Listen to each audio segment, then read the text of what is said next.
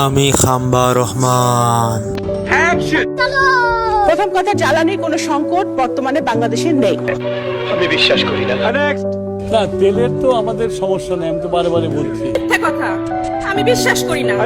বৈশ্বিক জ্বালানি সংকটের মধ্যেও সরকার জ্বালানি তেলের দাম না বাড়িয়ে এখন পর্যন্ত সর্বোচ্চ নিয়ন্ত্রণে রেখেছে। জ্বালানি আমরা যে পরিমাণ ইতিমধ্যে পেট্রোল পাম্পগুলিতে অথবা গ্রাহকদের কাছে চাহিদা অনুসারে সরবরাহ করেছি, তাতে কোনো সংকট থাকার কথা না। জ্বালানি তেলের সংকট নাই, সাপ্লাই চেইন আমাদের ঠিক আছে। তেল ডিজেলের দাম বাড়ানো হলেও আমরা জনদুর্ভোগের কথা বিবেচনা করে এখন পর্যন্ত এই সিদ্ধান্তটি নেইনি। এই খাতে প্রতিদিন শত শত কোটি টাকা ভর্তুকি দিয়ে হলেও সরকার চেষ্টা করছে আন্তরিকভাবে পরিস্থিতি স্বাভাবিক রাখা। জ্বালানি তেলের মূল্য বৃদ্ধি না করা এটা সরকারের একটি বড় সফলতা। তোরে দেখাইয়া রুবা, প্রমাণ আছে তোমার কাছে।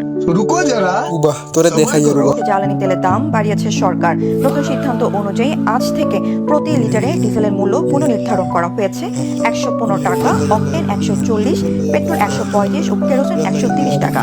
এতে দুশ্চিন্তা পড়েছে পরিবহন চালকরা। তাছাড়া পরিবহন খরচ বাড়ায় নিত্য পণ্যের দামও সাধারণ মানুষের নাগালের বাইরে চলে যাচ্ছে। একদিকে জ্বালানি তেলের সংকট, অন্যদিকে মূল্য বৃদ্ধি, সব মিলিয়ে নাভিশ্বাস জনজীবনে।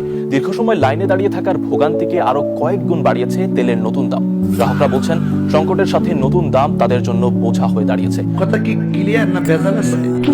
যতগুলো জায়গায় কথা বলেছি, প্রত্যেকটি জায়গা থেকে আমি শুনেছি প্রতিদিন লোডশেডিং হয়, প্রতিদিন ১.৫-২ ঘন্টা করে কারেন্ট থাকে না।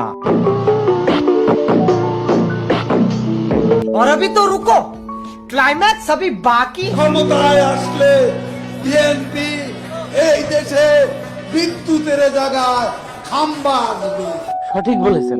Take back Bangladesh.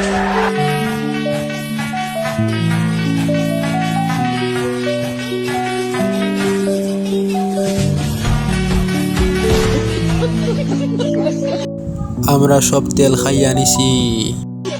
বিদ্যুৎ নাই, আমার মা বোনেরা আজকে এখানে হ্যারিকেন নিয়ে এসেছেন। কারেন্ট গেছে গা। আমি সালাউদ্দিন।